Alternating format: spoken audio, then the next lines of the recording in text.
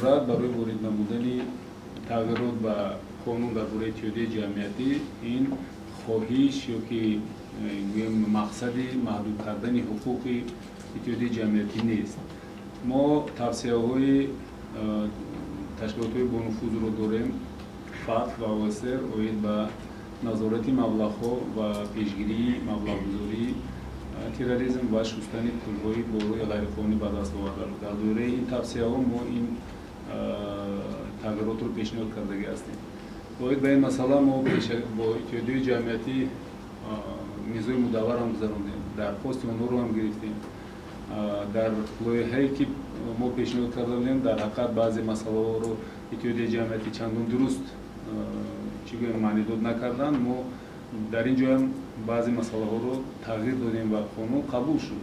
Қонун қабул шуд аз ҷониби маҷлиси намояндагон ва масъалаи асосӣ, ягона масъалае ки ҳаст, ин огоҳ кардани мақомоти ба қайдгиранда оид ба маблағҳое ки аз хориҷи кишвар ворид мешаванд ва барномаҳое ки дар пештун амалӣ карда мешаванд.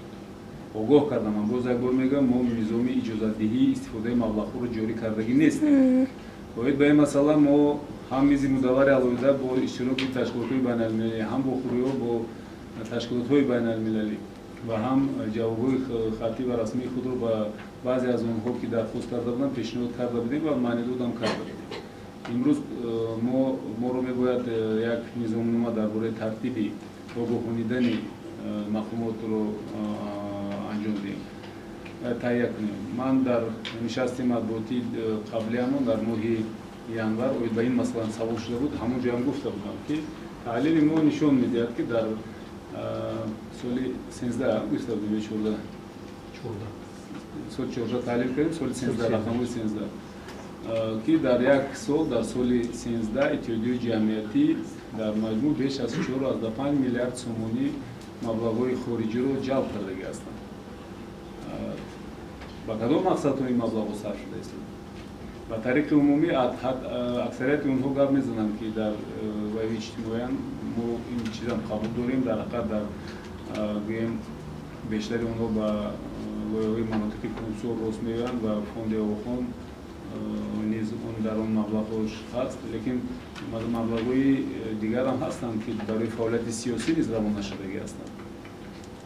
агар мо дар бораи ошкорбаёнии фаъолияти ошкораи онҳо гап зинем, марҳамат нишон диҳанд, аз чӣ метарсанд, аз чӣ хавф дорад.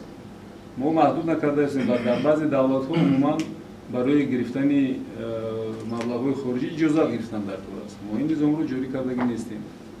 Россия умуман як мафҳуми агенти хориҷиро ҷорӣ кардагӣ аст. иттиҳодияи ҷамъиятӣ аз мо хоҳиш карданд ки ин мафҳум дар Тоҷикистон истифода нашавад. мо инро ба ин роҳ ҳам нарафтем. ҳозир ин қонун қабул мешавад, мо камтар таҳлиломонро пешниҳод мекунем, мегузаронем ва мебинем то чӣ андоза маблағҳои омадагӣ ва чӣ андоза мо ҳисобу китоби ин маблағҳоро карда метавонем. ман ба диққати шумо расондем ки мисол маблағҳое ки тариқи грантӣ барои иқтисодиёт ва дигар ворид мешавад барои ҷумҳурии Тоҷикистон, ҳамаи он тибқи қарори алоҳида тасдиқ карда мешавад. ҳам аз ки қабул мешавад, ҳам ба кадом мақсадҳо равона карда мешавад. барои чӣ маблағҳое ки ба иттиҳодияи ҷамъиятӣ ирсол карда мешаванд мо набояд ба ҳисоб кунем? барои ҳамин ягон мақсад дар ин ҷо дар маҳдуд кардани фаъолияти иттиҳодияи ҷамъиятӣ нест. дар ин ҷо мо низоми огоҳониданро таҳия мекунем. ман фикр мекунам ки дар ин масъала мо бо иттиҳодияи ҷамъиятӣ низ ҳамкорӣ мекунем. то имрӯза мо ягон корро бе иттиҳодияи ҷамъиятӣ кардагӣ нестем. дигар вай аст ки мавқеи онҳо оид ба ин масъала гуногун аст. ҳаст иттиҳодияи ҷамъиятӣ ки мефаҳманд, ҳаст иттиҳодияи ҷамъиятӣ ки қабул надоранд. бо вуҷуди ин давлатдорӣ аст. мо бояд тамоми маблағҳое ки ворид мешаванд ва самти сарфкунии ин маблағҳоро низ бояд